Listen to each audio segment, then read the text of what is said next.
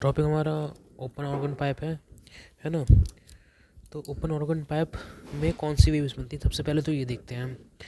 हमारी दो टाइप्स की वेव्स होती हैं। एक होती है हमारी ट्रैवलिंग वेव, जिसमें पल्स ट्रैवल करते हैं, ठीक है। और दूसरी होती है हमारी स्टैंडिंग वेव। स्टैंडिंग वेव्स कैसे बनती हैं? मान लीजिए दो ट्रैवलिंग वेव्स हैं, ठीक है।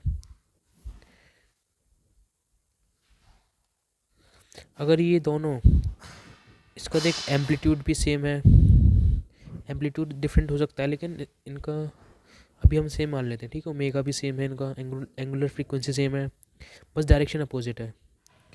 अब ये सुपर पोजिशन जब होगा, समझ आ रहा है ना, सुपर पोजिशन होगा, इसका एम्पलीट्यूड भी ए है। देख, अभी ये डायग्राम बनाता हूँ जिस पे ये सुपर पोजिशन कर चुके हैं। देख, दोनों वेव के सुपर पोजिशन से हमेशा एक पॉइंट होगा, एक पॉइंट हमेशा होगा जहाँ पे हमेशा डिस्ट्रक्टिव इंटरफेरेंस होगा, डिस्ट्रक्टिव इंटरफेरेंस होगा। और एक पॉइंट होगा, है ना, एक पॉइंट होगा जहाँ पे हमेशा कंस्ट्रक्टिव इंटरफेरेंस होगा, इंटरफेरेंस, ठीक है। जहाँ पर कंस्ट्रक्टिव इंटरफेरेंस होगा वहाँ पे इन दोनों का एम्पलीट्यूड का सम हो जाएगा।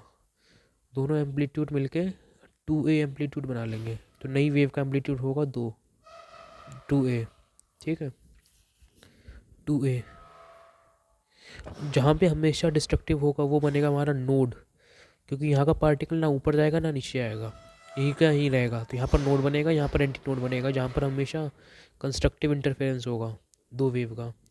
इसी को हम स्टैंडिंग वेव्स कहते हैं, कि जब दो वेव्स अपोजिट डायरेक्शन में आती हैं और सुपर पोजिशन जब होता है तब उसको हम स्टैंडिंग वेव्स कहते हैं। अब ऑर्गन पाइप, ऑर्गन पाइप में दो केसेस होते हैं हमारे, ओपन और क्लोज। अच्छा हाँ, ट्रैवलिंग और स्टैंडिंग वेव में पता सबसे बड़ा फ़र्क क्या है? मान लीजिए ट्रैवलिंग वेव्स है ना, ये ट्रैवलिंग वेव है हमारी, ये स्टैंडिंग वेव है। यहाँ पर हर पार्टिकल का फेज़ अलग होगा, क्योंकि देख यहाँ पर एम्पलीट्यूड पे यहाँ पर फेज़ मान लो 90 है, यहाँ पर 79 होगा, यहाँ पर 70 हो गया। क्योंकि देख ट्रैवलिंग वेव्स में क्या होता है, ट्रैवलिंग वेव में सबका एम्पलीट्यूड सेम होता है। जैसे कि ये एम्पलीट्यूड पर है ये वाला पार्टिकल, ये वाला भी नहीं है, इसकी टेंडेंसी ऊपर जाने की है। ये यानी कि कुछ टाइम बाद ये भी एम्पलीट्यूड ए एम्पलीट्यूड पर आ जाएगा, ये ऑलरेडी एम्पलीट्यूड ए पर है ना। और ये कुछ टाइम पर आ जाएगा, यानी कि सबका एम्पलीट्यूड हमेशा ए रहेगा। लेकिन स्टैंडिंग वेव्स में क्या होता है, स्टैंडिंग वेव्स है ना, ये स्टैंडिंग वेव है, इसमें हर पार्टिकल अपने अपने एम्पलीट्यूड पे वाइब्रेट कर रहा है। जैसे कि यहाँ पर कोई पार्टिकल है, इसका एम्पलीट्यूड अलग होगा, यहाँ पर जो पार्टिकल है इसका एम्पलीट्यूड अलग होगा, इसका एम्पलीट्यूड अलग होगा। यानी कि सारे पार्टिकल अपने अपने एम्पलीट्यूड पे वाइब्रेट कर रहे हैं, क्योंकि यहाँ पर एम्पलीट्यूड होता है हमारा वेरिएबल स्टैंडिंग वेव में। ऑर्गन पाइप हमारे दो टाइप के होते हैं, ओपन और क्लोज। ओपन में दोनों साइड होंगी ओपन, है ना, दोनों साइड ओपन होंगी। क्लोज में एक साइड ओपन होगी, एक साइड होगी क्लोज। अब देख ऑर्गन पाइप में वेव्स कैसे बनती हैं। वेव्स बनती हैं हमारी साउंड वेव्स। साउंड वेव्स को हम दो तरीके से देख सकते हैं, क्योंकि देख साउंड वेव में प्रेशर भी चलता है और डिस्प्लेसमेंट भी होता है पार्टिकल्स का। तो साउंड वेव्स को हम दो तरीके से देखते हैं, प्रेशर वेव और साउंड वेव और डिस्प्लेसमेंट वेव। ये दोनों एंड हमारे ओपन है, ठीक है। यहाँ पर ओपन है। अगर हम देखते हैं डिस्प्लेसमेंट, डिस्प्लेसमेंट ऐसे माने डिस्प्लेसमेंट होता है ना, ठीक है। यहाँ पर कुछ पार्टिकल हैं, दोनों एंड ओपन है, यानी कि पार्टिकल के पास टेंडेंसी है मूव करने की, डिस्प्लेस करने की, है ना, डिस्प्लेस होने की यहाँ पर टेंडेंसी है। तो यहाँ पर पार्टिकल अपने मैक्सिमम एम्पलीट्यूड से वाइब्रेट करेंगे, है ना। यहाँ के पार्टिकल एम्पलीट्यूड, तो यहाँ के पार्टिकल बनेंगे हमारे एंटी नोड, क्योंकि यहाँ के एंड्स दोनों ओपन है ना, यहाँ के एंड्स दोनों ओपन हैं, इसलिए पार्टिकल ऊपर नीचे डिस्प्लेस कर सकता है, एम्पलीट्यूड ए से वाइब्रेट करेगा। अब देख, दो स्टैंड वेव थी, मैंने कहा था कि एक पॉइंट पे हमेशा डिस्ट्रक्टिव इंटरफेरेंस होगा, वो हमारा नोड बनेगा। तो वो नोड आता है यहाँ पर हमेशा डिस्ट्रक्टिव इंटरफेरेंस होगा, इसलिए यहाँ के पार्टिकल का डिस्प्लेसमेंट ज़ीरो होगा हमेशा, ज़ीरो होगा हमेशा। तो यानी कि वेव हमारी कुछ ऐसे जाएगी, डिस्प्लेसमेंट नहीं होगा इसका मैक्सिमम डिस्प्लेसमेंट होगा, यानी कि वेव हमारी ऐसे जाएगी। ये ओपन है, ठीक है। यहाँ पर एन हमारा 2 है, ठीक है, एन हमारा 2 है। अगर हम सिंगल वेव बनाए हैं तो देखिए वेव कितनी हो गई है, 1/4 ये होगी हमारी λ/2, λ/2 हो गई है वेव,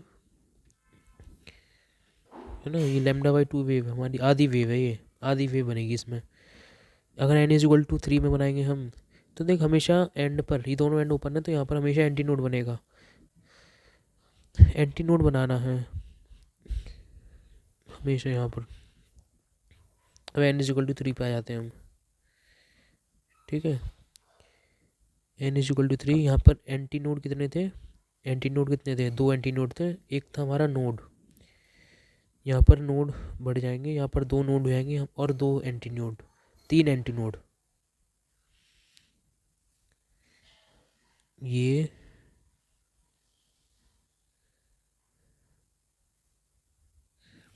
वेव जाएगी हमारी ऐसे करके, 1 2 3, 3 हो गए हमारे एंटी नोड और 2 हो गए हमारे नोड, 2 नोड है। ये हमारा हो गया क्या, डिस्प्लेसमेंट, ये हो गया हमारे पार्टिकल का डिस्प्लेसमेंट। अब वेव हमारी दो तरीके से चलती है, एक साउंड वेव चलती है, साउंड वेव में मतलब एक प्रेशर वेव होती है, एक होती है डिस्प्लेसमेंट वेव।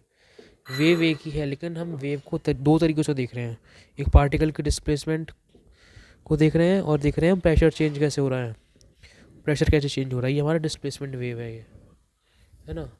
अब इसी को प्रेशर वेव के तौर पे समझते हैं, ठीक है। ये हमारी डिस्प्लेसमेंट थी।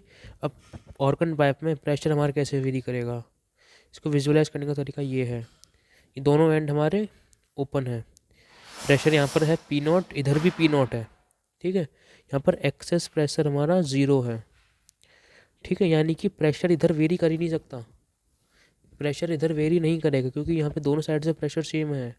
प्रेशर अंदर वेरी करेगा, यहाँ पर प्रेशर वेरी नहीं करेगा, तो यहाँ पर बनेगा प्रेशर का नोड, दोनों साइड में बनेगा प्रेशर का नोड बनेगा, क्योंकि यहाँ पर दोनों तरफ से प्रेशर बराबर है। और प्रेशर चेंज करेगा यहाँ पर सबसे ज़्यादा, इसलिए यहाँ पर बनेगा प्रेशर का एंटी नोड, एंटी नोड यानी कि मैक्सिमम डिस्प्लेसमेंट। यहाँ पर एंटी नोड बनेगा ना, यहाँ पर नोड बनेगा, यहाँ पर नोड बनेगा, यहाँ पर बनेगा एंटी नोड, ये हमारा एंटी नोड है, ये हमारा नोड है। प्रेशर वेव ऐसी आएगी और आएगी, डिस्प्लेसमेंट वेव हमारी ऐसी होगी।